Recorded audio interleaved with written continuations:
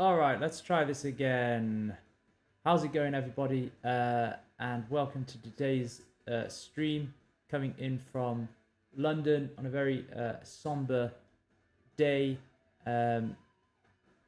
Obviously, massive news in this country and all over the world with the passing of Queen Elizabeth II, longest reigning monarch in British history. So very somber day, and we are all sending our condolences and good wishes and heartfelt condolences to the royal family. So today, want to pick up where we left off yesterday and actually talk about something which every single writer has to deal with. And here we go. We're talking about making mistakes. We're talking about good ideas and bad intentions, and bad ideas and good intentions. So let me show you what we did yesterday. Let's address what was written yesterday, and perhaps we can get a better understanding of what I'm talking about here. So let's bring everything up nice and big. Now, if you remember yesterday, we were talking about how this story is going to play out, how the plot is going to play out from here. So we had the 18th captain of the Yakuza, Kyori Matsumoto, saying to Mr. Sharp, I need you to do a job for me. I need you to help clean up the problems that I have in my city. And then this is what we wrote. This is what happened yesterday. So there's a little bit of a time cut. It's the next day or something, and we have the first tanuki being the problem, the problems that she's got. The first tanuki went by the name of Bunpei Kobayashi, a 27-year-old biology student who had nothing much to say for himself other than he was doing a PhD, and his father just happened to be the 7th captain of the Yakuza. The university was located in some other ward in Tokyo, which bordered on Shinjuku and Kyori's territory. It was out in the somewhere. No, we don't need this part. That's just a mistake. Okay, if I got caught here, there was no calling for help. Kyori had no jurisdiction in these parts, right? Then he takes this taxi out, to early the next morning. So this is when the scene is, right? I had a taxi take me to the campus early the next morning. He goes through some thoughts in his head of why he's doing this, and then he comes into contact with this kid who is the son of another one of the Yakuza captains, and his whole idea is, I'm going to befriend this kid and then slowly weasel my way into the ranks of this other Yakuza captain and help Kyori Matsumoto take down this rival captain from the inside out. And there's nothing necessarily wrong with that, but as far as I'm concerned, this just doesn't read right. And to be quite frank, it doesn't grab me. It doesn't grab me. And if it doesn't grab me as the author, it's not going to grab you as the reader. So what are we going to do? This is the only thing to do. Watch carefully, guys, because this is one of the hardest things you can do, but you just go, okay, there's a day's work, boom, and it's vanished. It's gone, right? Bad idea, and we need to come up with something better than that. So that's what we're going to try and do today. The intention is good. The idea was not so good, right? The intentions of our characters need to be a lot more clear, right? And that's the entire reason, as far as I've read from all these these masters of the craft who have written books and books and books on this, how to write a compelling novel, screenplay, short story, whatever, is that if you're getting into problems with plot, it's because your character's intentions are not clear. So I want to spend a little bit of time just trying to really work out what the intentions are for our characters. And one of the biggest problems you have when you are just making up a story as you go along is that you don't know anything in the beginning. And, if we look back at chapter 1, of what I wrote, while it's compelling, really good stuff here, very much like chapter 1, we still don't know why Mr. Sharp, our protagonist, Oliver Sharp, we don't know why he's here or what he's looking for. Why is he in Japan and what is he looking for? And you know what? That is the entire problem. That's it. If we come up with a solid reason, a solid want, a solid desire, that's it. There's the plot. That's how the plot will work. So yesterday's writing session didn't work. What came out, not so good. Because character intention's not clear. Yes, it's understood. We understood what our antagonist wants. She has problems within her business and she needs someone to come in and help clean those problems up. Good intention, makes sense, right? She's a powerful person. She wants more power. She wants to protect her power. And, that's that story, right? We get that. That's fine. Our antagonist, we know what we're doing. But for our protagonist, we need to figure out what's going on here. What does he want? What's he getting out of this? So let's spitball some ideas, and there are a number of things you can do if you get stuck. Now, random object generators are something which people will argue with me about. Oh, well, that's not very creative. On the contrary, I think it's very creative using a random object generator. Because you're going to get given a list of random objects, obviously, and whatever those are, you're going to have to be very creative in terms of weaving a plot together. So let me just bring up what I'm talking about here, and then you'll see what you'll see what I mean. So let's bring up our random object generator. Okay, and you can find any of these online. All you do is you type in how many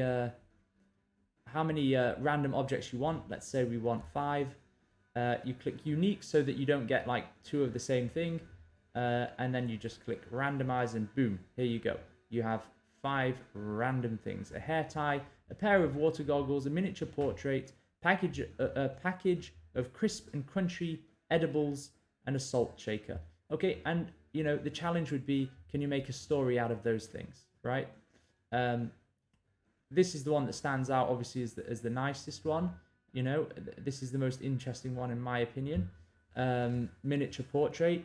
And, maybe we could use that, right? Maybe our protagonist, Mr. Sharp, he is looking for this rare and valuable miniature portrait, and that's his whole desire. That's his whole goal. That's why he's in Japan. These things are very rare. If we were going down a more mystical and fantastical route, maybe they have some kind of power, the Dorian Gray type thing. It could be something like that. But once you've got one, stick with it, right? And just, if you don't have one, use a random object generator and say, right, whatever, I'm going to pick one of these 5, and that's it. And then your process is not, I need a better, what would be a better story? What would be a better random object? What would be a better character desire? No, that's the wrong way to approach it. The better way to approach it is to say, right, I have a miniature portrait and I need to make this good. How do I make this compelling, right? That question, phrasing it like that and framing it like that is what gets the creative juices flowing. So, miniature portrait, that's what we're going with. And there's also another kind of generator you can get. There are so many. I just want to show you this one too. This is a goal generator, a random goal generator. So your antagonist or your protagonist, right? You can just assign them a goal by clicking, get goals. And here we have, a list of character goals, desires that your protagonist or antagonist might have. Entertain others, more power, clear a family member's name, never be hurt again, escape their destiny, appease the gods, experience a new culture, overcome a death sentence, no longer be bored, or break an addiction. There you go. There's 10 random goals, and we can pick one of those too. So in actual fact, we this one is the one we already picked for our antagonist, Kyori Matsumoto, the 18th captain of the Yakuza. She wants more power. She wants to hang on to the power that she already has. So that's her, and maybe we can give her a secondary one. You know, that it might be, again, if it's more fantastical, we might say that she's trying to appease the gods, or maybe gods in this case being the higher ups of the Yakuza. So while there are captains, there must be, you know, people even above them. So that could be something. Perhaps our guy Sharp, he is, you know, he's in Japan because he's escaping, you know, a death sentence that's been put on him, you know, kind of a fatwa thing, potentially. Maybe he's here to clear a family member's name. The ex-wife comes to mind. So could be any of these things. But the point is, if we just pick one and say, right, that's it, and then run with it. So we have the miniature portrait from the last random object generator, and we have, let's say, clear a family member's name. From this one, we have two clear goals, and then you see maybe the two are related. So our guy Sharp, he's here to clear a family member's name, and in order to do that, he needs to find this miniature portrait, because that is the evidence. Somehow that's the evidence that's going to do it. Okay, so I think I've made the point. Hopefully you guys are following me. Right? You guys get that? Okay. So let's go back to chapter 2 here. Let's bring the page up, and let's write something a little bit better based on these character desires. So maybe they're still in the restaurant. Maybe they're having dessert now. I mean, they had the main course kind of, right? Maybe they're still in the restaurant. But let's just write down these character goals and see what we can build out of that. So we have our 18th captain of the Yakuza. She wants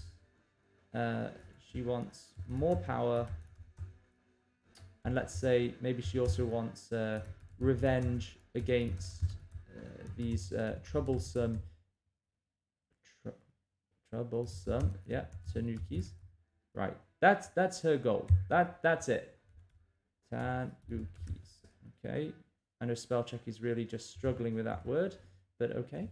So that's what she wants, and that's been made clear in the dialogue before. That's a good design. It seems to be working that. Wow, it's getting very bright here. Look at that. Okay. Now our guy Sharp, that's where we have the problem. We need to figure out exactly why he's here in Japan. So let's go ahead and take that. So Oliver Sharp, that's our guy's name. Oliver is looking for a miniature portrait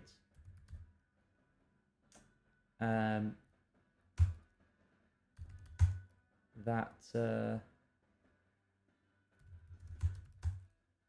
holds the power to like clear his ex-wife's name. You know, something like that, right? And then we have to make it work.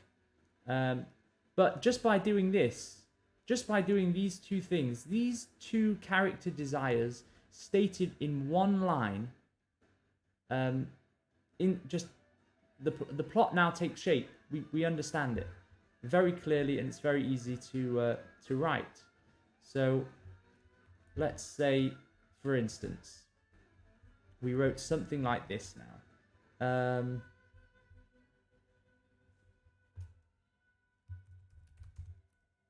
So again, chapter 2 is as if we're writing chapter 1. Any new chapter, you imagine it as if it's the first chapter of the book and nothing has come before, right? The reader has no idea what the story is about. They're just being plonked on page 1, and beginning of a chapter, and you're asking them to follow you along, and you've got to be compelling. You've got to grab their attention immediately. So that these first sentences of the chapters really have to be very powerful. And that's easy for us to do. We just, like we discussed this on day one. Go back and watch those videos, guys. Because day one, we really delved into that. But let's see what comes out of this, right? So, after dinner, the 18th, right? Captain of the Yakuza. Again, if someone is just opening this book, I can't say Kyori Matsumoto, because while you and I, who have read chapter 1, know who that is, this reader doesn't. So let's keep that in mind. Let's see, invited me. I imagine she goes around in like a limousine or something, so... Or a town car. Into a town car. And whilst... let's see. Okay, and she had that bodyguard, so... And whilst her bodyguard drove us around Tokyo...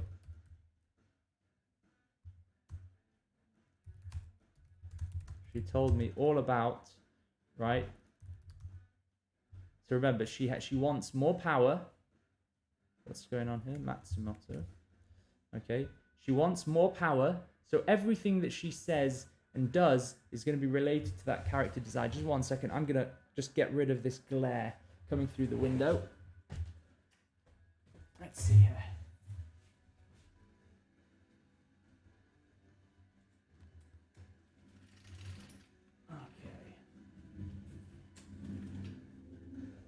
Oh, all right. That is a lot better. Okay, so yeah, everything that our character is going to say is going to be related to these desires, right? We speak, in the words of David Mamet, right? We don't speak to be interesting. We don't speak to express ourselves. We speak because we want something, right? So she told me all about... Right, all about her problems. So her problems are, let's say it's...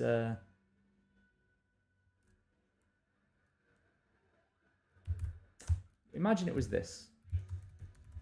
Her twin sister... We can still use that idea that we had yesterday, the 7th.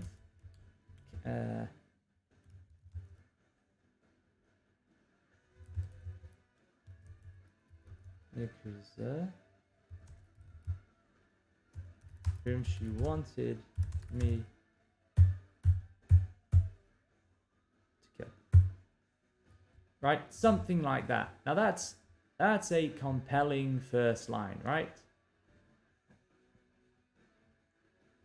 After dinner, the 18th captain of the Yakuza invited me into her town car, and whilst her bodyguard drove us around Tokyo, she told me all about her twin sister, the 7th captain of the Yakuza, whom she wanted me to kill. Okay, this kind of, again, if that's the first line of a book, we have the setting, we have our principal characters, we have a desire, and we can see the plot going forward. We immediately know what kind of book this is, what kind of genre this is going to be, right? This is not going to be a rom-com, obviously, okay? So yeah, I mean, that's... we can maybe spruce that up a little bit. Maybe I don't know if we want to say after dinner, but this sort of gives me the image of, if anyone has seen that movie Collateral, right, with with Jamie Foxx and Tom Cruise, right? That, you know, he's a cab driver driving around Tom Cruise, the assassin, in the back of the car all over some city in America, and you know, Tom Cruise is making his stops, and he's got 5 people to eliminate, and that's the story, right? That's the kind of the setup. So too, that could be the same kind of thing we go around here. You know, this captain of the Yakuza, she said, I've got problems, right? I've got these troublesome tanukis in my field. I need a rabbit. I need a guy to come and clean them up, to get rid of them, and they're gonna charge around all night, all over Tokyo, and they're going to make stops. And on those stops, Sharp, our protagonist, Mr. Sharp, Oliver Sharp, is going to have to deal with these and eliminate these tanukis, these problems for the 18th captain of the Yakuza. And he's doing all this. And why is he doing all this? In exchange for, this miniature portrait that holds the power to clear his ex-wife's name. It's something like that, right? So we have a desire for both of the characters, and now we should be able to just, mix them together, mash them together, and come up, and the plot should take shape, right? We know why people are doing these things. Okay. So let's continue. We always need to keep in mind the compelling last line that goes at the bottom of every page and forces the reader to turn the page, because we are trying to write a page turner, a bestseller, right? So the compelling last line. So if this is the first line, then perhaps the last thing on this page is the car pulled up.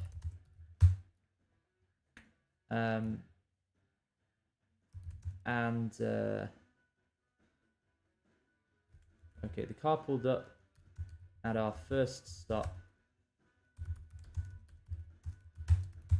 of the evening. Right, and then Kyori Matsumoto says,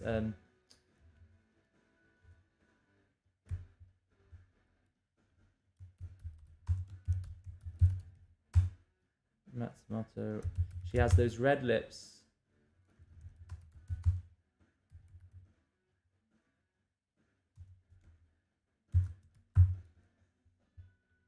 Good hunting. And she says, good hunting, so that's it. That's that. It's something like that, right?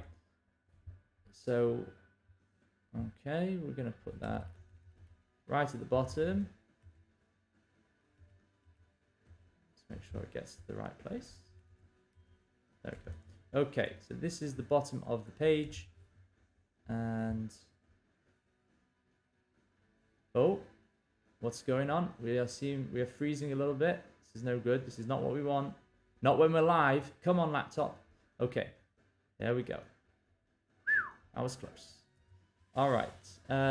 So in between the beginning, this beginning line and this end line, we just need to fill in the logical sequence of events. Okay, so right. So I mean, what's great about this line is that it's told us exactly it's told me exactly what I need to write. Right after dinner, the 18th captain of Yakuza invited me into a town car. I know where they are, and whilst a bodyguard drove us around Tokyo, she told me all about her twin sister, the 7th captain of the Yakuza. Okay, so let's talk about the 7th captain of the Yakuza. Let's talk about this twin sister. Let's give her a name, a Japanese name. Let's say her name is Mizuki. I don't know where that name's just come from, but let's just use it. Mizuki was always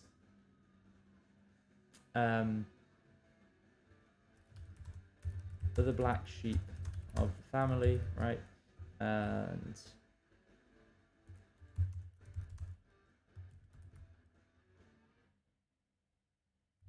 said Kyori.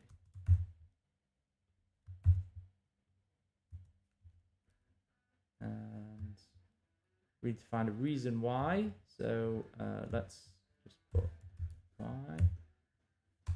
And maybe there was always animosity between these two sisters.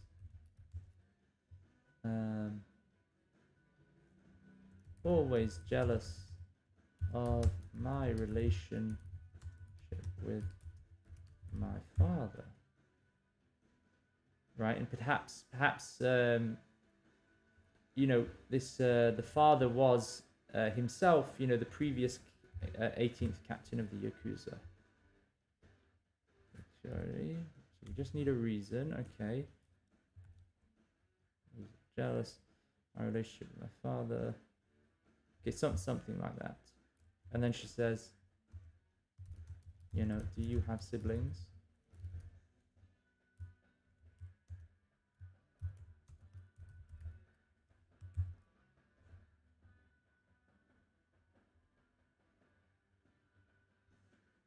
You know, we'll clean up the dialogue later, but just to try and get the basic points down. Okay, something like that. Always adjustment, right?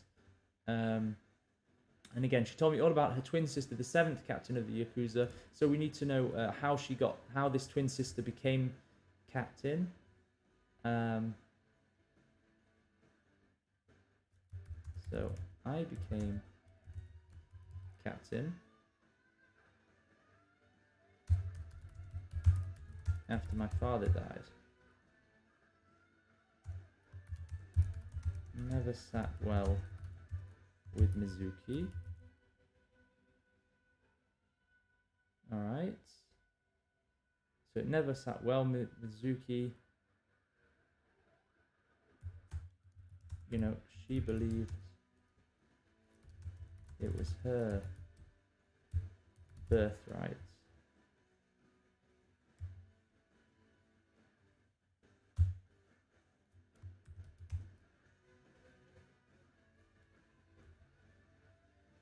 What program do I write on? Kitty Wistful, welcome to the chat. I'm using Pages from... So this is not my first book. My first book was Hearing Voices in the background. You can have a look at it.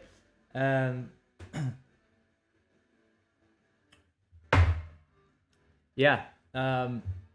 So, you know, a bit of advertising in the background there. And yeah, this is actually the third or fourth book. What's it? Fourth book that I'm writing now. So what do you think? You know, any ideas so far? Let me know. Okay, so I think this is kind of what we're trying to do, which is just get, you know, a little bit of background from these characters. So I became captain after my father died. It never sat well with Mizuki. She believed it was her birthright, but what? Right, but I showed aptitudes. I showed aptitudes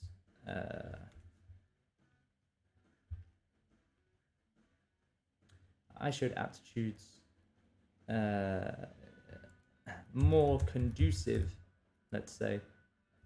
Remember, Kiri Matsumoto, she very much talks like this, right? But I showed aptitudes more conducive to leadership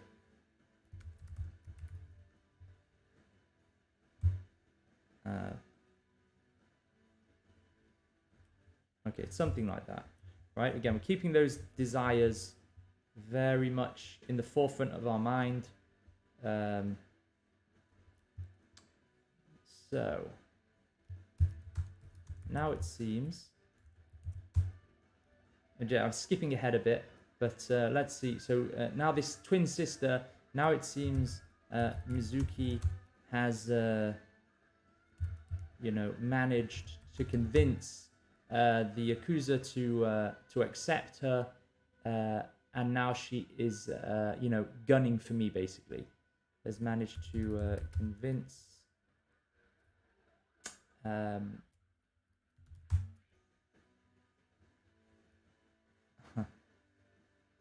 Oh, okay. Yeah. No, great to have you here, Kitty.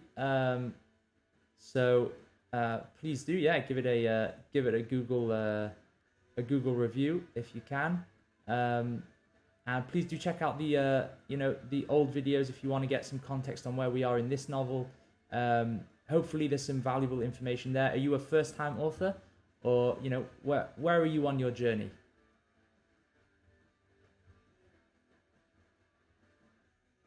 All right. This on.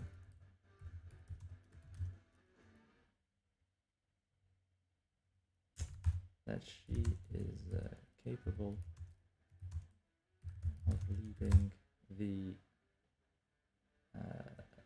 the Koto ward, right? I think Koto is another ward in Shinjuku, in Tokyo. So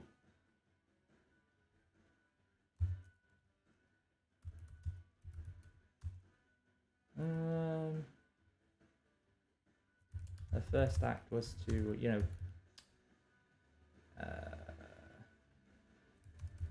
come after my. She was to come after my. Come after my. What's the word I'm looking for? She's coming after her business, right? She's coming after Kyori's thing. Okay, so we have this sort of this jealous sister, this jealous twin sister, the 7th captain of the Yakuza, and you know, Kyori Matsumoto is saying, Mr. Sharp, I need you to solve this problem for me. It's gotten out of hand. So that's this is all the desire that we said here, right? She wants more power / revenge against these troublesome Tanuki. It could be flipped. It could be flipped. It could be that in fact Mizuki was the favored child, and then Kyori Matsumoto has worked her way up, and she's become the 18th captain against all odds, and now she wants to use that power to eliminate her sister, this sister who was the favored sister. Get lots of psychology going on here.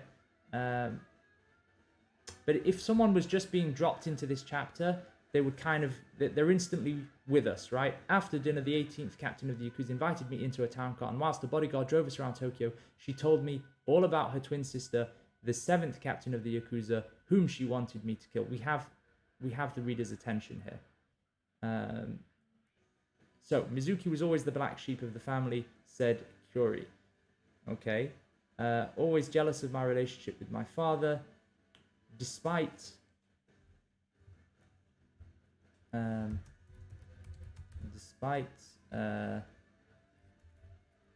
his never-ending doting on something like that. My relationship, right? Despite his never-ending doting. No, that doesn't sound right. That's not what you want to say.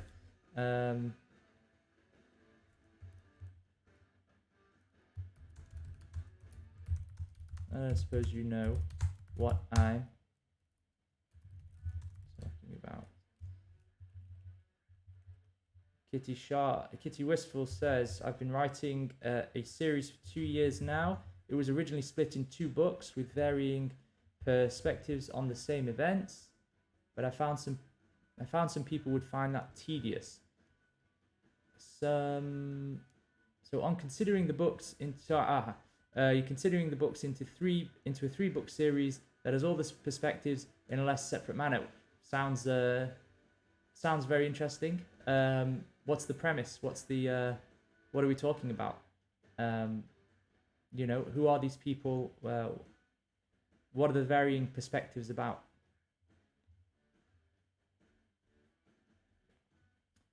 Okay, let's see here. So, right, now remember, our Kyori Matsumoto, she's invited our protagonist, Mr. Sharp. She's the one who summoned him. She knows that he doesn't have siblings. She knows his background. I don't suppose you know what I'm talking about, Mr. Sharp. Do you, Mr. Sharp? That just sounds... Do you, Mr. Sharp?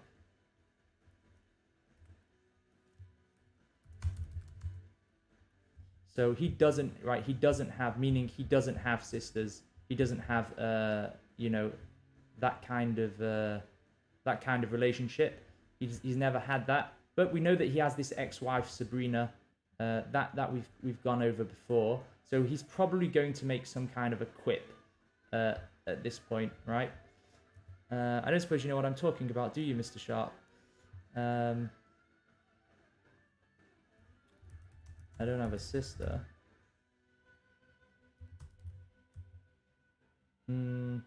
Whatever, he makes some kind of quip. We don't need to figure that out quite yet.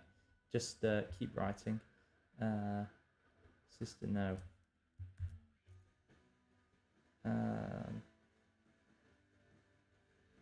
Maybe one of these sisters were... Oh, no, I said twin sisters. I was thinking maybe one of them is adopted, or maybe... you know, it could be something like that.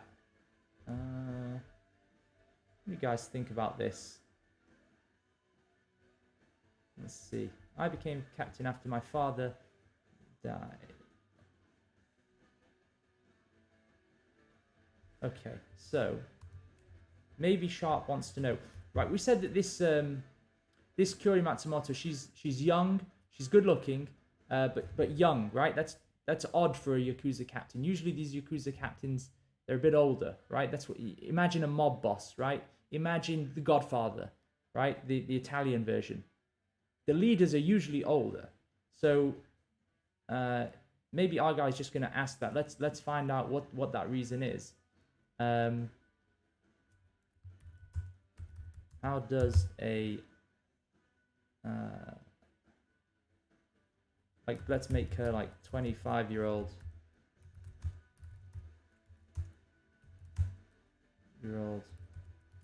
become a Yakuza captain? Anyway, he's already made that quip before about her being a woman, and we know he has a problem with women, our protagonist. So how does it, right? Anyway, and she needs to be a bit more. We need a bit more of that subtext in here. So she's going to be something like this, I think. My story is simple.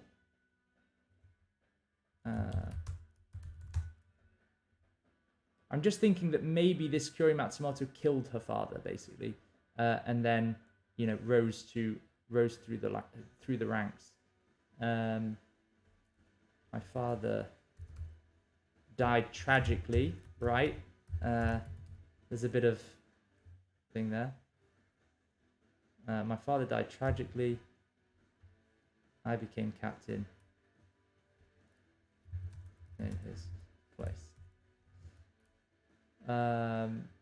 Kitty Wistful, for some context, the series is based around there are now good guys, kind of how no one sees themselves as a villain. You mean there are no good guys? Kind of how no one sees themselves as a villain, and I'm exploring that concept with some political dilemmas and character development. It's fiction fantasy, so vampire, werewolves, demons, humans love it. In modern setting, that's split into fractions. I think it'd be okay, into factions.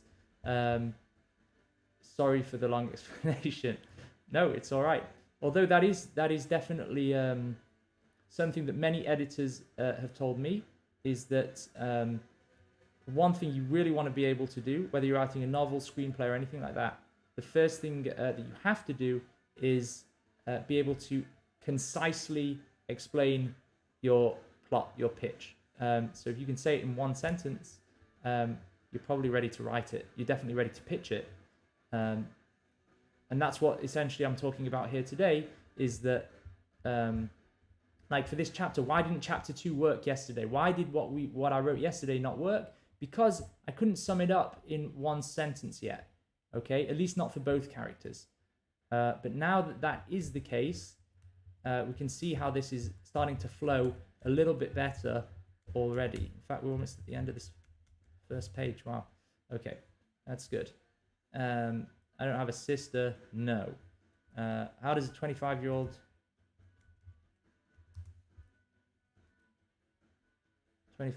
become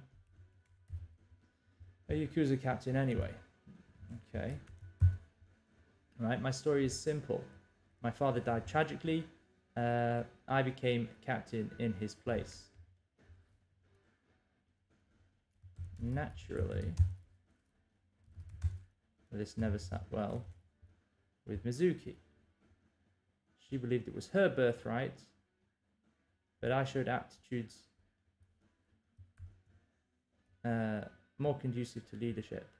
Right? I think there is subtext here. The subtext here is that you know, Kyori Matsumoto, she killed the father. Do you guys hear that? That's sort of where it wants to be. Whether or not that's going to be the outcome, I don't know. But it feels like that's it, right? We know this is a dark novel. Obviously, anyone who's read any of my stuff knows we're going a bit darker than the norm, but with no swear words. Let's keep that in mind, right? We're keeping this clean. but it's all in the subtext. I mean, look, this whole story before about, you know, the tanuki who feeds the farmer a soup made out of his dead wife, right? We've set the tone already. So I think now, once you have set that tone, everything that your characters say, the audience is now going to be reading between the lines. So we need to make sure there is stuff between the lines to read.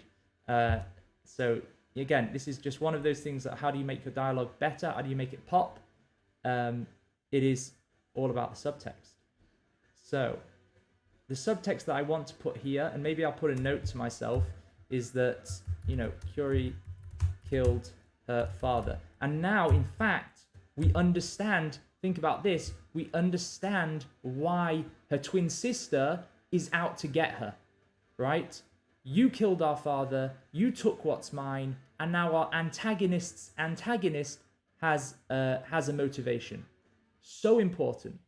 Okay, so in fact, let's actually write that down, because this is going to be very important as we go forward. Mizuki Matsumoto, she wants revenge. So this one doesn't want revenge. She wants revenge. Wants revenge against her sister for taking her birthright and killing her father, basically, right? Right. That's a very simple and easy to understand motivation. Taking her birthright and killing her father, or their father. Okay, we are simple enough. Doesn't need to be super complicated. I think that's where a lot of times I've gone wrong in the past, is trying to overcomplicate a plot. There aren't that many new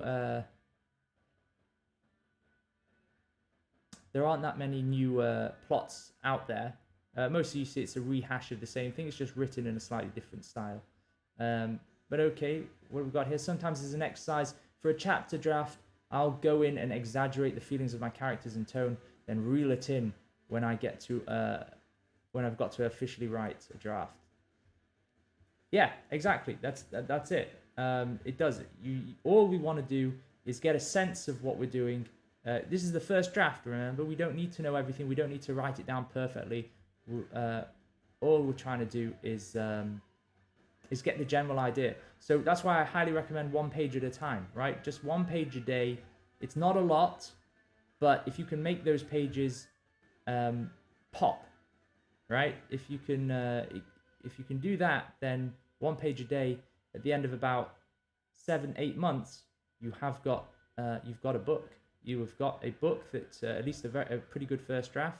And the goal is very simple. They're achievable goals, right? So that's the idea.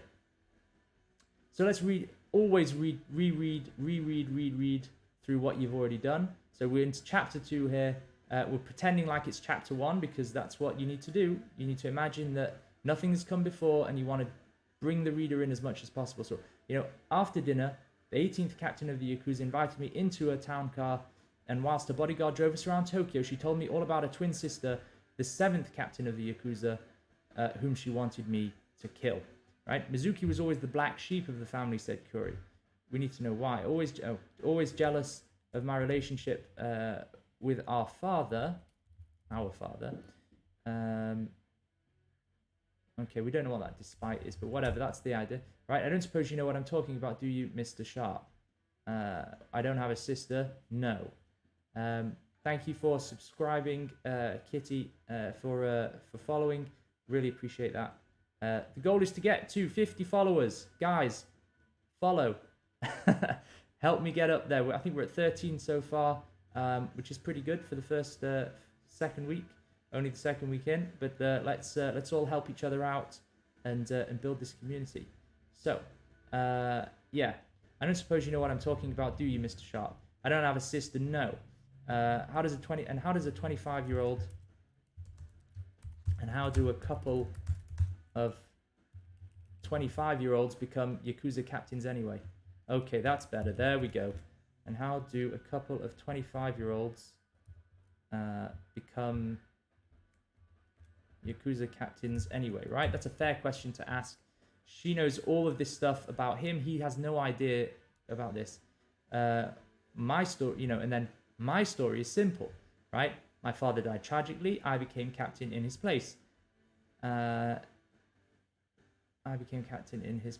And then she's sort of putting down her sister, right? Now there are two sides to every story, but obviously Curie is going to tell us her side of things. My story is simple. My father died tragically. I became captain in his place. But she doesn't say became. I ascended. Right? I ascended to captain in his place. Right? Okay. So naturally this never sat well. Naturally this never sat well with Mizuki.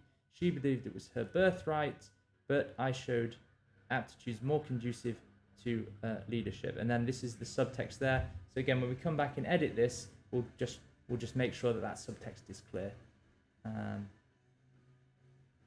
Let's just put that in a different color. I could use it as a comment, but I don't like using comments.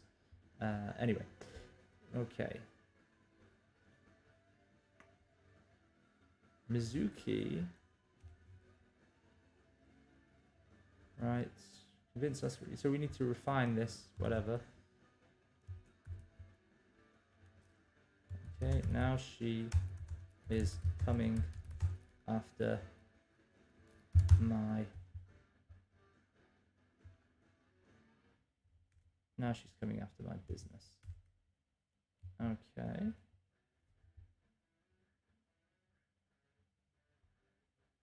Right, so let's put in a little bit more here.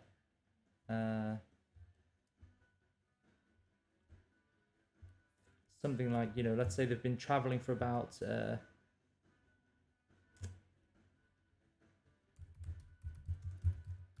15 minutes after we left the restaurant. That was where they were in the last scene. The car pulled up at our first stop of the evening. Kyo Matsumoto smiled those red lips. We said that she has those, those sticky red lips. Good hunting, Mr. Sharp. Or good hunting, my little rabbit. Right, she called him a rabbit before. Whatever, okay. That's it. Right. Mizuki was always the black sheep of the family. Was jealous. Okay, so what needs to come next? How is this going? This there needs to be an extra line in here. Some nice beef between Mizuki and insert the main character's name. It's 4 a.m. so I'm delirious and missed some stuff. LOL. Yeah, it is. That is quite early to be up, but are you a morning writer? Are you an early morning writer, or are you a late night writer?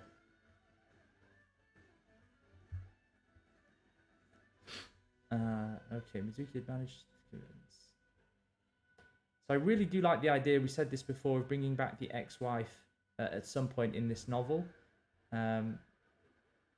because that has relevance to his desire. Okay.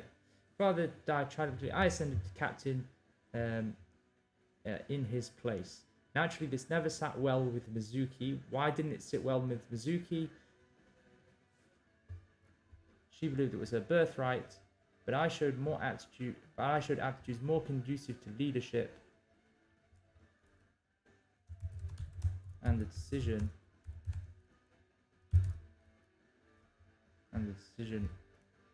was made in my favor. All right.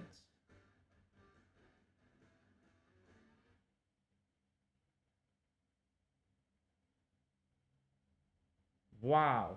Okay. You have a client at 2:30 in the morning. What do you do? I'm an evening writer. Yeah. I used to be an evening writer too. I've since transitioned to being a morning writer.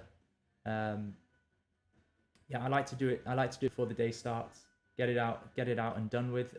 Also, I find I'm fresher when I just after I've gotten up.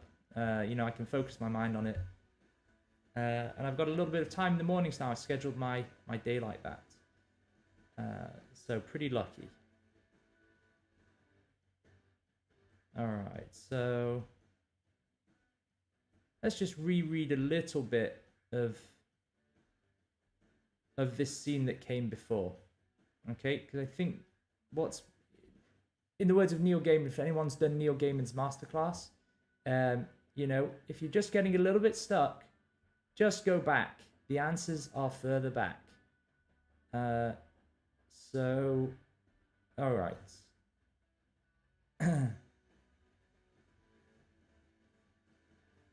Dog walking, eh? Dog boarding service. Love dogs. Love dogs. I love dogs. Huskies are my favorite with the blue eyes. What's your favorite dog? Okay, let's reread this. Dangerous game to play. Took me 5 weeks to solve the bats. You, Mr. Sharp, will have until I finish my suit. We had this story about the Tanuki, and now I'm just thinking. So Kyo Matsumoto, she likes to speak in parables. She likes to speak in riddles. So she's going to have to do that a little bit more here. Right? Now she's coming after my business. All right. Okay, so our guy Sharp. Okay. We know what Curie is doing. Bernese mountain dog. Well, I have no idea what a Bernese mountain dog looks like. I've got to check this out. Bernese mountain dog. Let's have a look. Bernese mountain dog. Wow, beautiful dog. Like this? Oh wait. I need to do this. 1 second.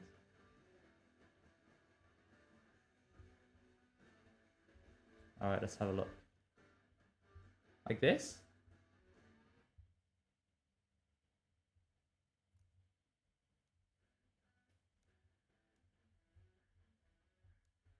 Or a Bernese. Bernese or Bernese? Either way, these dogs look cool.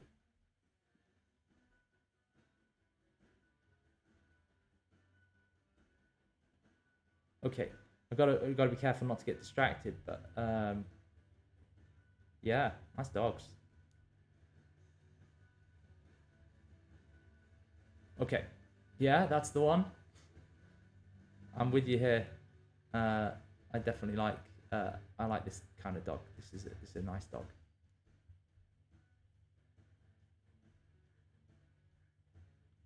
High maintenance or not high maintenance? Do they shed the fur or not? Okay. Let's see here. So troublesome Tanuki's Mizuki Matsumoto wants revenge against the sister and their father. Okay, there's a couple of right. And how do?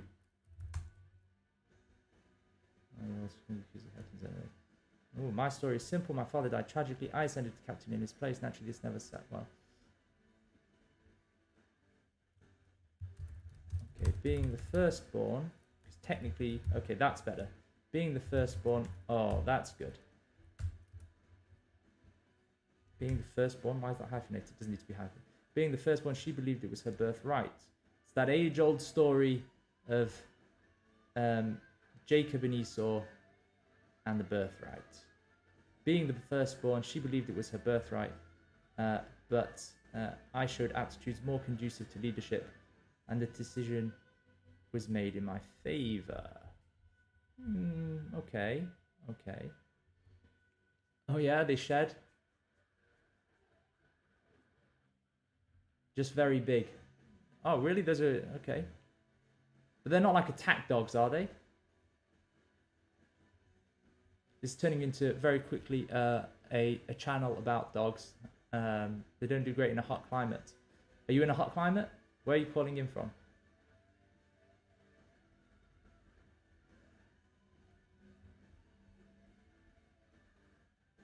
Maybe we can add a dog to this. Maybe we can put a dog into this. Right? Maybe there'll be a... Maybe that's where he'll be. You know what? When inspiration comes, just get it. Maybe the first stop is going to be at, a dog sanctuary. What could the Yakuza be doing with a dog sanctuary? I'm going to put that in as a potential. It's interesting. It's new. That's quite interesting. And the car pulled up at our first stop of the evening. Kyrie Matsuma's style is good hunting, Mr. Sharp. Gentle giants, eh? The Bernese mountain dog. Everyone who's watching, Bernese mountain dogs, that's our dog for the day. And it's potentially going in this story. So let's go for a dog sanctuary as a potential. This is just a note for tomorrow. Hashtag new dog channel indeed. What dog would be the best writing companion is the question. That is a good question. Maybe I can get a dog in here and we can see if it helps. You know, there was an author who used to read his stories to his dog, if I'm not mistaken, and get feedback like that. Okay. So here we go. My story is simple. My father died tragically. I ascended to captain in his place. Naturally, this never sat well with Mizuki. Being the firstborn, she believed it was her birthright. But I showed aptitudes more conducive to leadership, and the decision was made in my favor. Okay. And the decision was made in my favor. Now Sharp is thinking, right? Our guy, he's a very cerebral guy. He's not the big bruiser. All right. Yeah, best writing companion is a cat. Who's going to keep the keyboard? Yeah, maybe. But the cat, I think just reading a story to a cat, just that constant look of and you're not getting anything better. A dog, at least, you know where you stand with the dog. With the cat, the cat's never impressed. Maybe that's a good thing. Maybe it's always going to encourage you then to write better. Oh, you don't like that? Well, let me try this then. Maybe that's a good thing. Yeah. Right. Oliver Sharp. What am I doing? Why am I writing Oliver? Okay, Oliver. Right. They would just judge you. Yeah, exactly. Many in my favor. I didn't like the way she said tragically.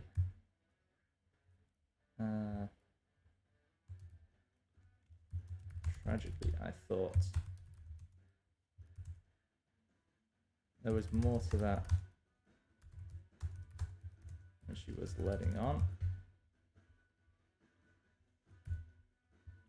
Okay, this is just our guy who's sort of reacting to the situation. He's thinking. He's constantly thinking. I've got to keep an eye on the time here. I got to get to work in about an hour or so. But let's just keep trying to get this page out. All right, so we're not too far away. I think once you can get that first page done, as we saw in chapter 1, everything comes together a little bit easier after that. So Mizuki was always the black sheep of the family, said Curie. Always jealous of my relationship with our father. I don't suppose you know what I'm talking about, do you, Mr. Sharp? I don't have a sister, no. And how do a couple of 25-year-olds become Yakuza captains anyway? He doesn't know that she's 25, so a couple of 20-somethings become Yakuza captains anyway. My story is simple. She said, one second. I think there's an action in there, something. The tell. She's right. She's if this has subtext, if the subtext here is that she killed her father, then when she says my story is simple, there is going to be a little bit of a subconscious leak a tell there. Right, and it could be as simple as glancing out the window. My father died tragically. I ascended to captaincy. I ascended to captain in his place. And then maybe our guy Sharp, he sees her reflection in the window, and there's just a slight smile on her face as she said that. I saw, okay, just again, let me just say that for everyone who's joining for today. If ever you were going to write something like there was a smile on her face, something like that, if you're going to write that, immediately stop yourself, get rid of that to be verb, because let me tell you, every editor I've worked with says that is the, you know, the mark of a bad writer, essentially, right? They're going to immediately delete that. Never say there was, if you can use a more active verb. So in the reflection of the window, so better to say, you know, I saw a smile on a something like that, right? So my story is simple. She said, glancing out the window, my father died tragically. I ascended to captain in his place.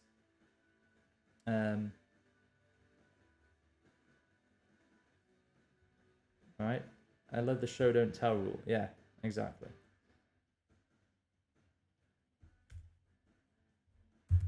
Tragically, I thought. Okay.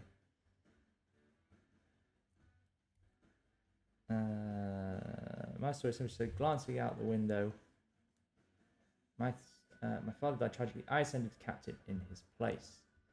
Okay.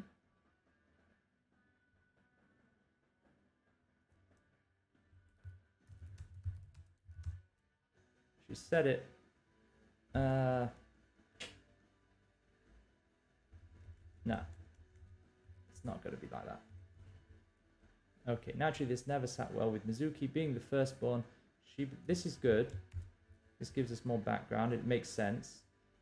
Being the firstborn, she believed it was a birthright. Larger aptitudes more conducive to leadership, and the decision was made. We don't need that bit. Whenever you can, shorten it. Punchier dialogue. Okay. More conducive to leadership. Okay. But now, you're right. Okay, so she's saying, right, back then, I was the one who showed aptitudes for leadership. Now it seems Mizuki has...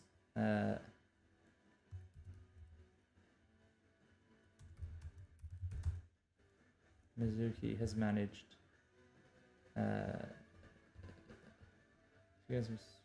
right?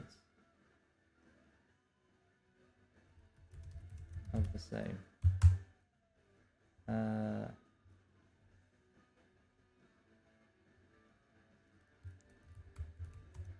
12 months ago, let's say 10 months ago. 10 months ago, she ascended to captain of the Koto ward. Okay.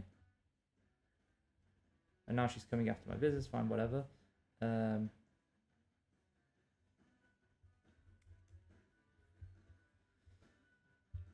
let's just put this on the next page. Okay. My story is simple, she said, glancing out the window. My father died tragically. I ascended to captain in his place. This line might need to go up here into this part. Glancing out the window. Glancing out the window. Yeah, okay, I'm not sure. Naturally, this never sat well with Mizuki. Being the firstborn, she believed it was her birthright, but I should aptitudes more conducive to leadership. Okay, and then we just put all this in the same thing. Remember, this Yakuza captain, she is very loquacious. She likes to talk. She does need to talk. She talks in parables, though, for sure. So all of this may be turned in. Is probably I'm going to try and turn this once I've had a little bit more of a think about it. Turn this into a little bit subtler delivery, into a much subtler type of delivery. Something like this story of the tanuki and the rabbit, which we've been working with so far, and which really did make some incredible dialogue here, if I do say so myself. But let me know what you guys think. So, okay, we're close. We are close to the end of this page. Okay, now she's coming after my business. Okay. Now Sharp is, our guy Sharp. He has his own desires. So he wants the miniature portrait. So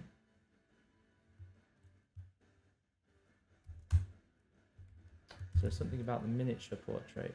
And supposing I help you,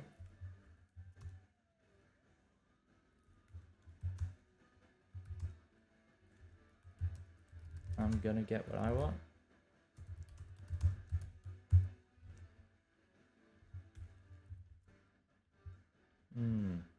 Okay, and then we can use that. We can bring back the... Aha, okay. Right. As the story goes, the farmer and the rabbit became good friends.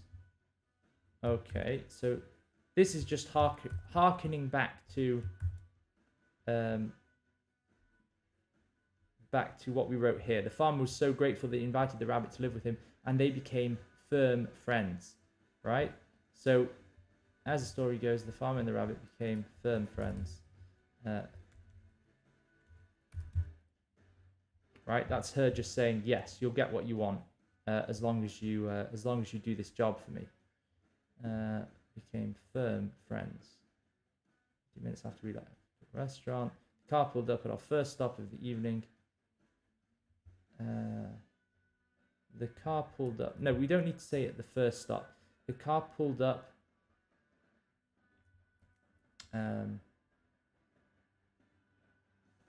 Could just put in that it's going to be the stock sanctuary here.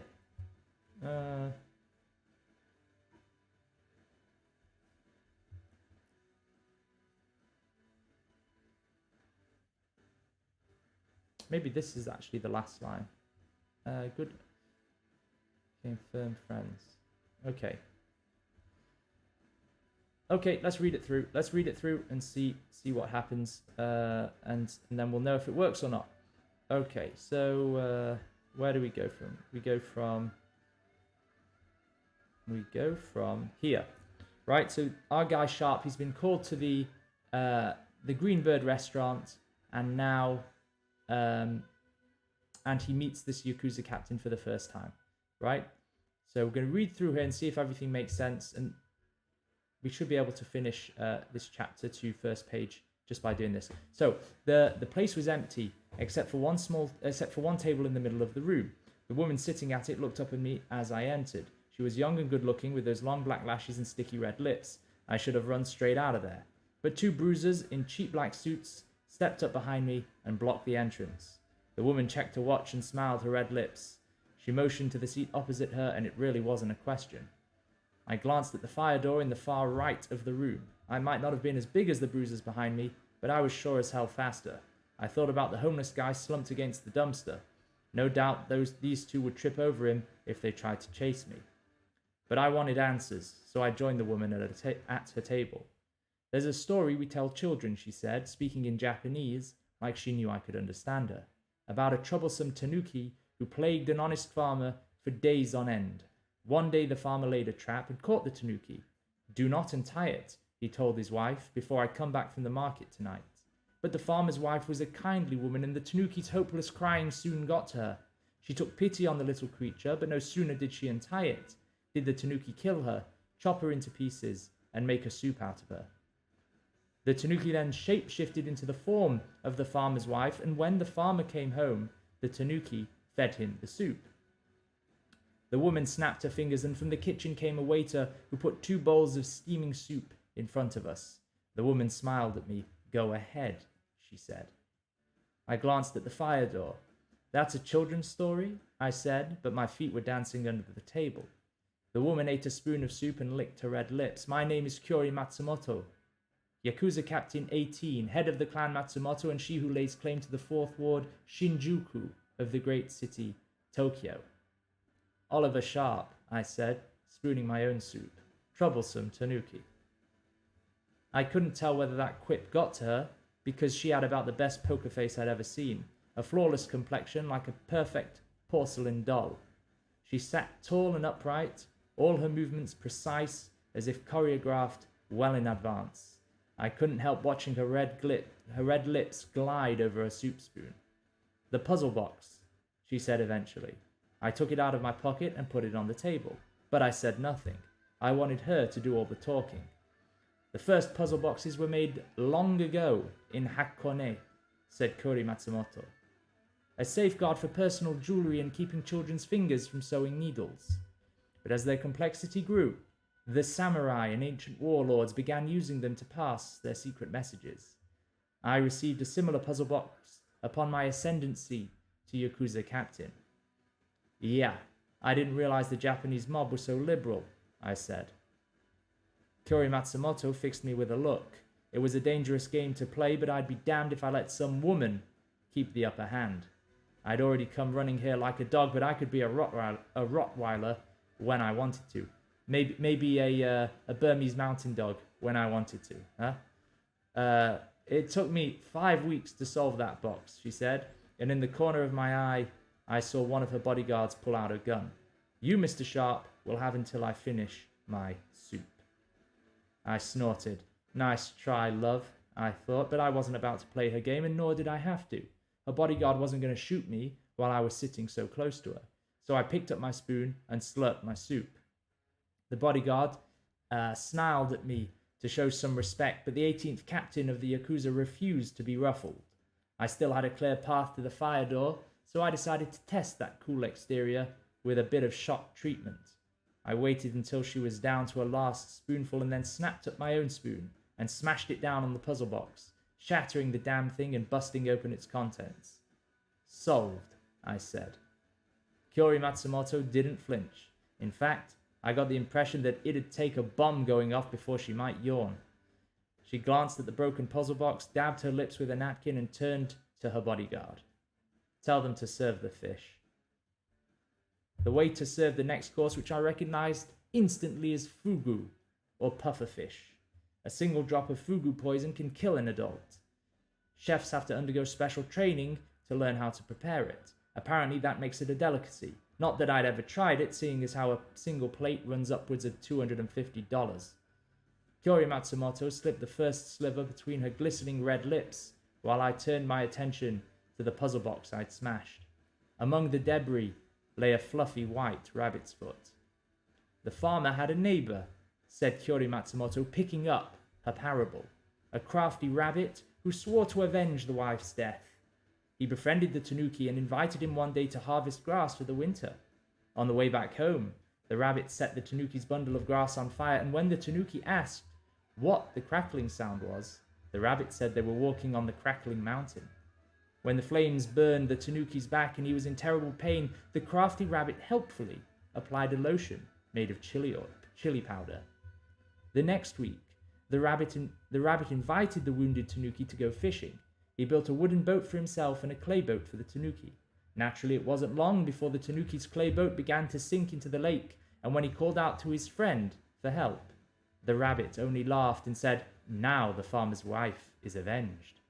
The rabbit then hit the tanuki with his oar, and both the tanuki and the clay boat sank into the lake forever.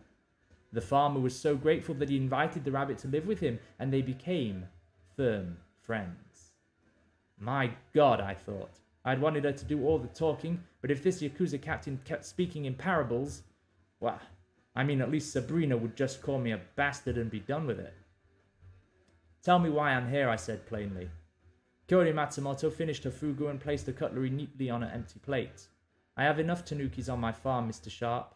What I need is a rabbit. After dinner, the 18th captain of the Yakuza invited me into a town car, and whilst the bodyguard drove us around Tokyo, she told me all about a twin sister, the 7th captain of the Yakuza, whom she wanted me to kill.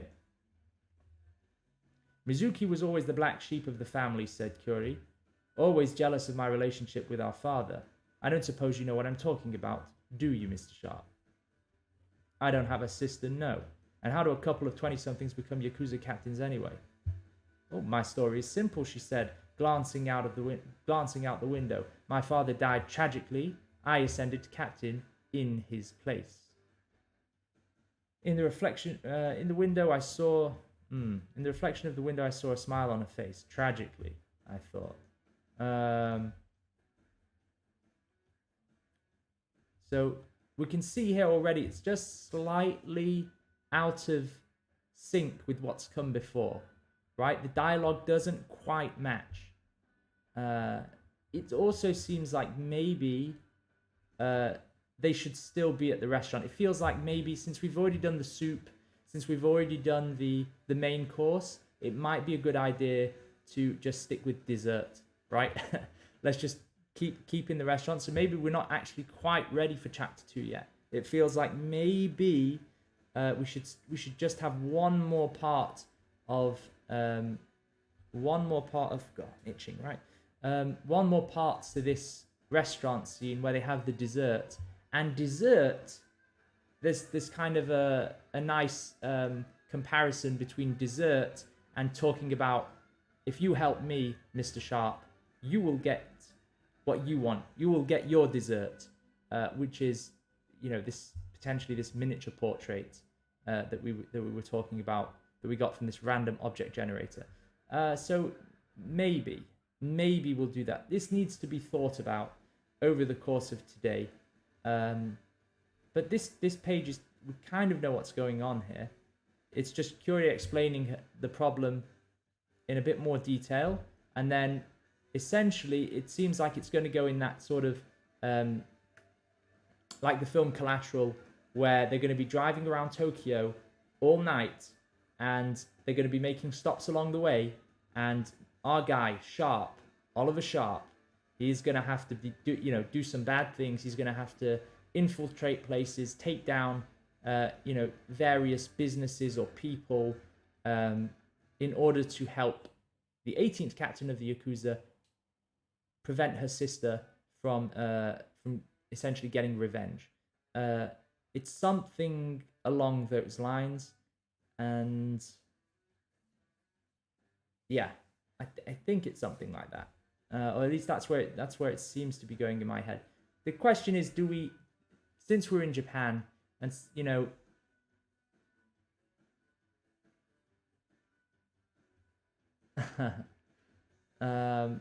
yeah, so guys, great to have your comments. It does feel abrupt. Yeah, I think so too. What I need is a rabbit. It's like, it's always good to imagine things like a movie. So this line here is very similar to the tell them to serve the fish line, right? Again, everything is in subtext. We know that that's a good line because it's full of subtext, but it's also a line that there's nothing to come after that line. So we did this scene break here, okay? And yeah, I'm tending to agree. What I think is, this is also a great line. Nothing should come after that line. There shouldn't be another line of dialogue for sure. That implies everything. It tells us what the story is. It tells the reader, if you're reading between the lines, which you should be, because you are smart enough to do that, then you understand what the plot is going to be. But what we haven't talked about in this, or at least not, I mean, we have and we haven't, right? We understand that this line here, the farmer was so grateful that he invited the rabbit to live with him and they became firm friends. What she's saying there, again, reading the subtext, is, if you help me, Mr. Sharp, if you become my rabbit, then you will be able to, live with me and, become firm friends. You will become a friend to the Yakuza, and in doing so, you will be, you will get what you want. So I'm just thinking maybe maybe our guy Sharp,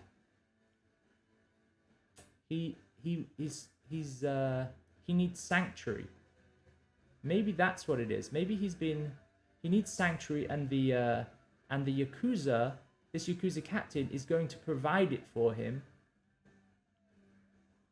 provided that he helps her.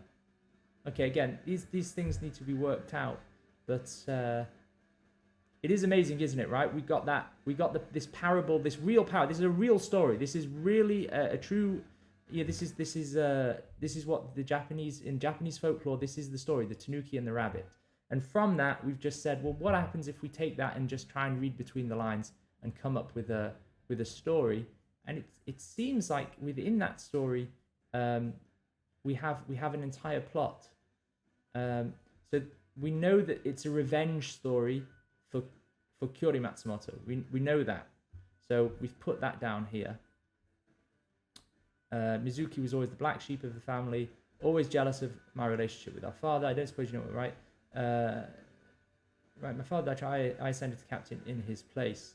Naturally, this never sat well with Mizuki. Being the firstborn, she believed it was her birthright, but I showed aptitudes more conducive to leadership. Now it seems Mizuki has managed to convince our superiors of the same. 10 months ago, she ascended to captain of the Koto ward, and now she is coming after my business. So there has to be we need to turn that into much more of a revenge plot. So okay, so the question would be, why can't Kyori Matsumoto just as a Yakuza captain, obviously she's powerful, why can't she just go and start a war with her sister? And the answer, obviously, is that this is the Japanese mob, right? They're organized. There's no way that the higher-ups in the Yakuza mob are going to allow two different factions to start a war. Okay, so what Kyori Matsumoto needs to do, she needs to hire this outside person. She's saying you're a totally deniable asset, right? You're James Bond, basically. You're a deniable asset. I'm sending you in. And you are going to be the guy who surreptitiously, who secretly helps me to destroy or destabilize my sister's business, her entire her ward, her right, or back and forth. Yeah. So I mean, people, right? So this whole thing about Kyori Matsumoto saying, no, it's great to have ideas, guys, keep throwing them out. So this part here, when Kyori Matsumoto says, what I need is a rabbit, that's her stating her intentions outright, okay, in a subtle way, not using exposition. So what I need is a rabbit, okay. The implication of by skipping that extra scene with dessert, it seems to be implied, that it's implied that Sharp has agreed to it, right? But yeah, maybe we can just. I think this does need that extra scene where Sharp goes, okay, right, I know what you want, I understand what you're looking for, and what about me? Right, what am I getting out of this? Because in chapter 1, where we had that mysterious note, I know what you're looking for. This is the whole thing. We need to figure out what Sharp is looking for, what he's in Japan for. So all that needs to come in this scene here. So let's make an executive decision, and let's go for dessert. Okay, so we're gonna lay out. Let's just make this formatting correct. So perhaps chapter 1 is just not quite finished. And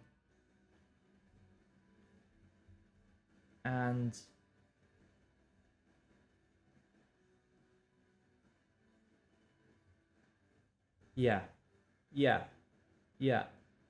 I think I'm on the same wavelength.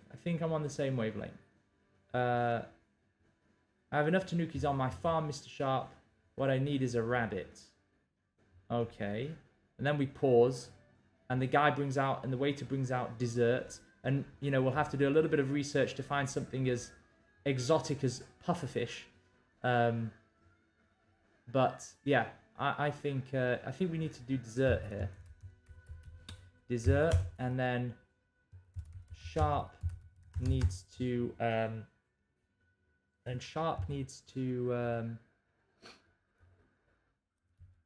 needs to confirm that he's going to get what he wants. Wow, oh, because it's in the title. Okay, see if we put that there. Yeah. Okay, let me just put this here and layout, style, indent here.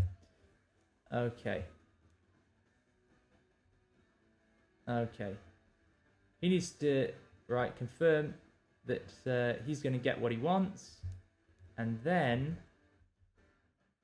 it will be, you have your rabbit, or that's what he's going to say, or maybe he'll say something like, I've got some boats to build, something like that, or let's go to Crackling Mountain. It's something like that. We can find out that last line, but we know what it's got to be. It's got to be, they finally agree, and that's the end of chapter 1. And then chapter 2. Then in chapter 2, they can be in the back of the limo driving round, or it's just Sharp going out on his own, and he's checking back in every now and then with the 18th captain. So it can be something like that. All right, very helpful, guys. I think I thought this was going to be really difficult to write a novel live in front of everyone, keep talking, speaking out my thought process. But you know what? It's pretty helpful. If anything, I encourage everyone to do it.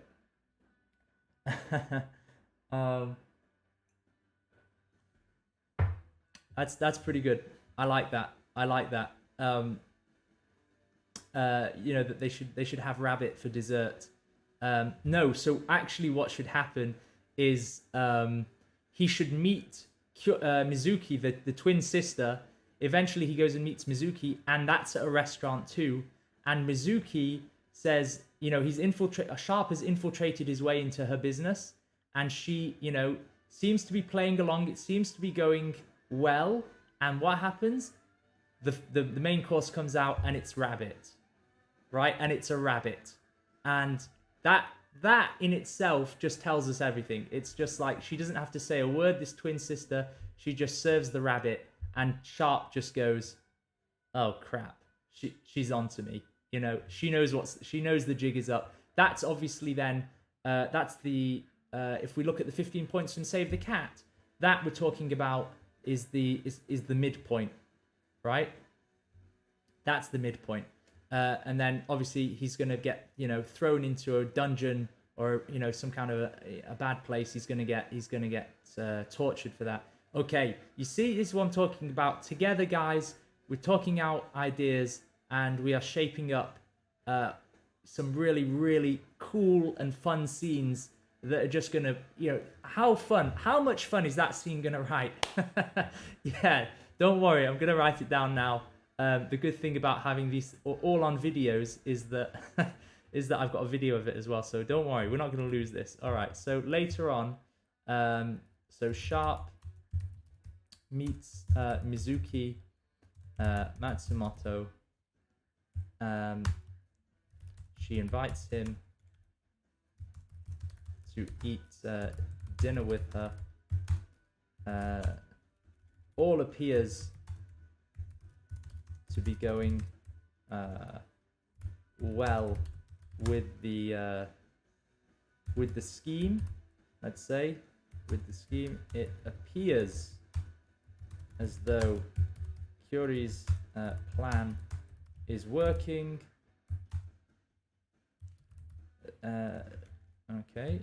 Sharp and Mizuki, exchange pleasantry, exchange, not pleasantries, exchange, what's the word? Not small talk, whatever. Let's just get the idea down.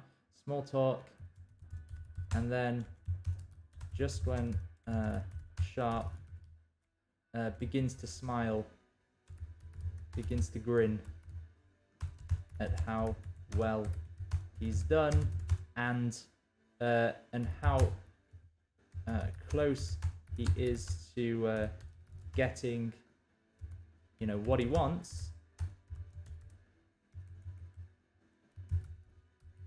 Mizuki serves the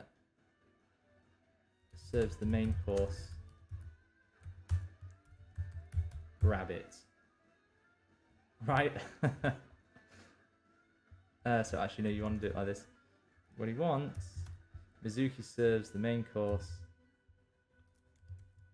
rabbit.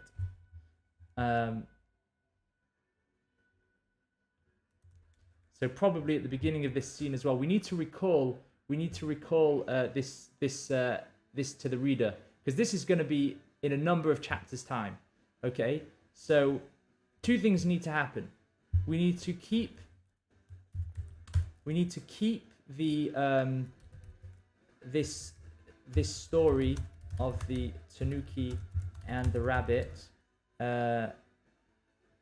We need to keep referring to it in the mind of the reader. So, a lot of the vernacular that we use, a lot of the words that we use, it's got to be self-referential, right? And that's the same with any book. Great example, Hearing Voices, guys.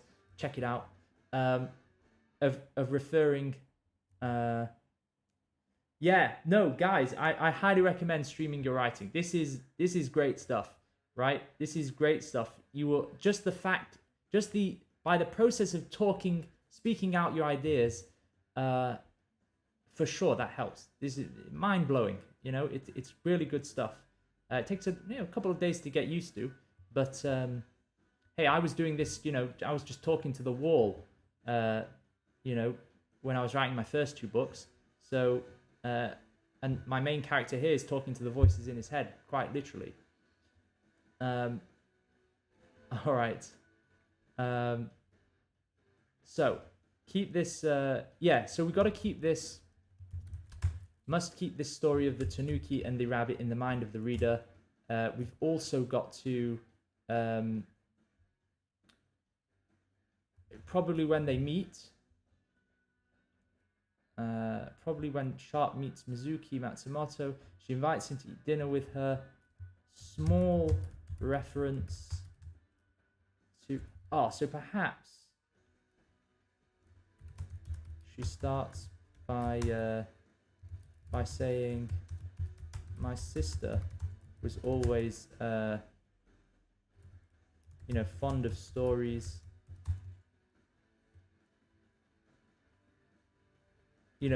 Something like that, just to harken back to, or maybe our father, because remember it's a revenge story kind of. So our father was always, always fond of stories, and then she lists 3 of them, and in the middle is the farmer and the tanuki. Right, and then we'll find some other Japanese tales. We'll find some other ones that we can just use here. So it'd be like something like I'm just going to put these as placeholders. Tortoise and the hare, the farmer and the tanuki, or maybe actually that'll be the last one because it just sort of lingers a little bit, right?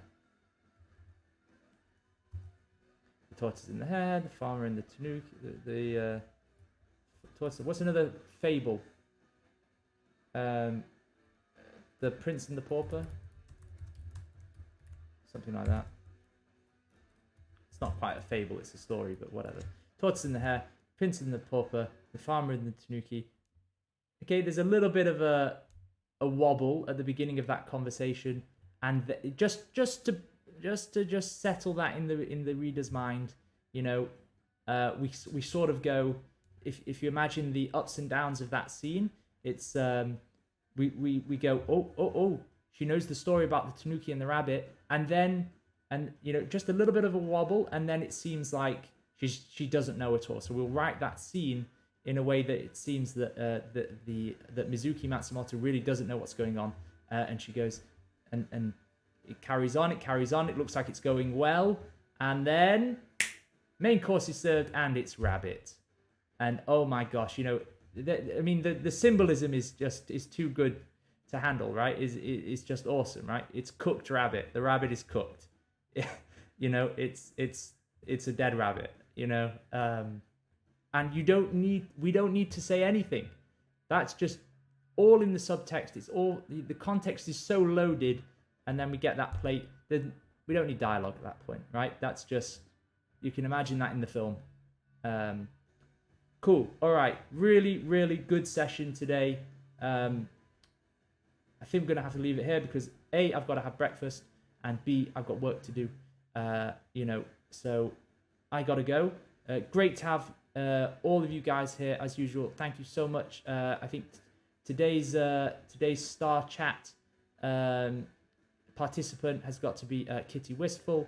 So thank you for that. Bernese Mountain Dogs, the dog of the day. This is good stuff, guys. Really happy to have you all here. Probably going to be back Monday morning, so going to take the weekend off as usual. I will still be thinking, percolating ideas, but don't worry, nothing will be written until I'm back in front of you guys. So join in on Monday when